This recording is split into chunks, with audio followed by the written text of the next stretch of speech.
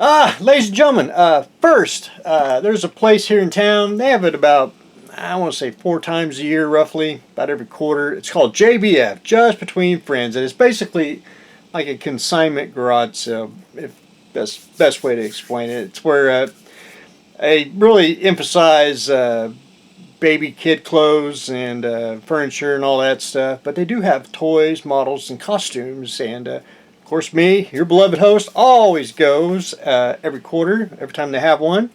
Usually about the second, third person in line, because I do pick up a lot of stuff for not a whole lot of models, mostly toys, but they do surprise me. And this was just laying on the table. This is a Collegeville costume, 1984 Transformers costume, and it's a Silverbolt.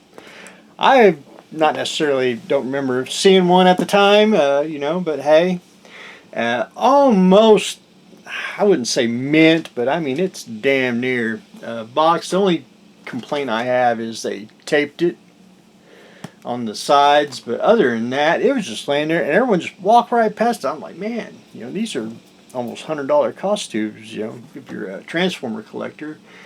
But 1984.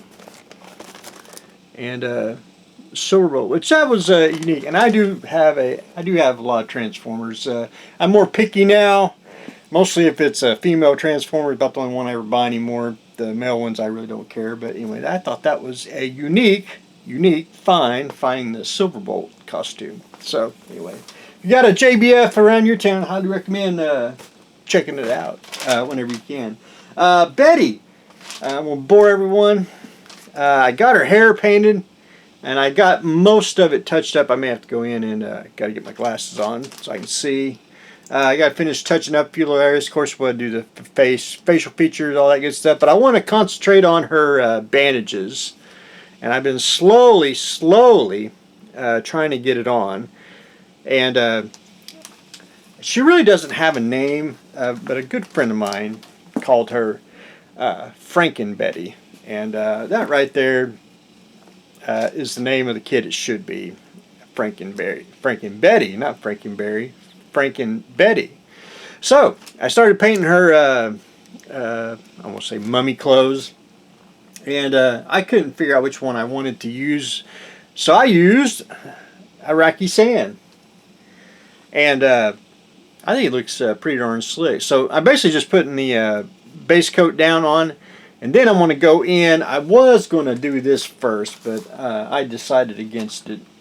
I was going to use German Camo Beige. I was going to use that as base coat and then build my way up, but it was too dark. And I needed it a little bit lighter, so the Iraqi sand took care of it. So I'm going to take the Iraqi sand, paint her bandages, and then I'm going to take the camo, and I want to basically make a wash, and then I'm going to do a wash because it's just darker than the Iraqi sand. I think that'll blend in with the crevices and make the bandages pop. And then we'll go back in and dry brush a little Iraqi sand and white. Which white, the only white that I like anymore, and I don't know why, and that's the game color. The game color paint's awfully thick for some reason, and they're really opaque, and that's my go-to white now.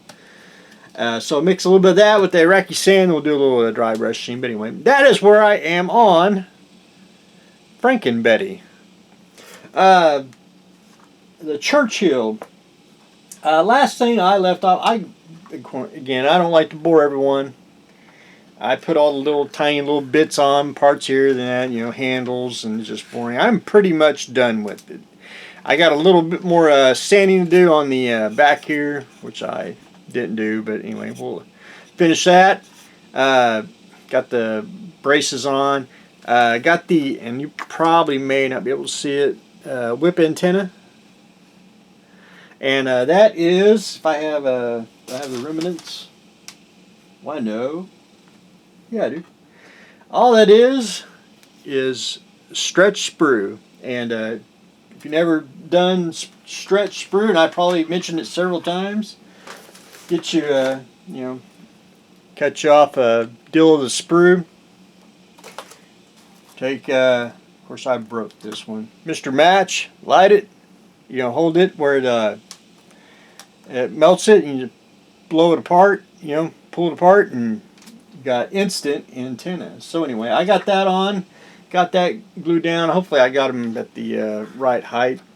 You know, it's kind of hard to tell, but anyway, I think this is just about ready for paint. And the first thing I want to do, and I didn't bring it, I want to primer it.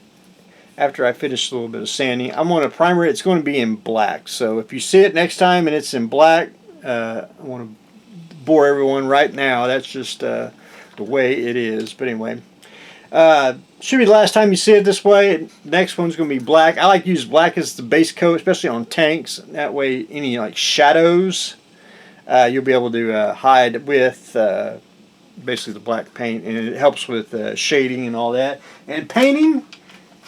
The Churchill, if you read Mr. Instructions, wherever that's at, most of all of them I read, it is khaki. Khaki, khaki, khaki. Well, to me, khaki's a little, I don't know, it looks a little light to me. It should be a little darker, I think. But anyway, I'm going to, once I get it painted black, I'll do probably a little test run on the khaki. I may have to mix a couple little drop of darker shade in there and start with a dark base coat and then work my way up to the khaki color is what I'm planning on. But anyway, that's on the to-do list on the Churchill. But anyway, that's what I got going on today. Boring update. Getting Betty's bandages painted and finishing up the final assembly on the Churchill, and we're going to get ready to paint it. So that's what I got going on today, so stay tuned for this exciting episode.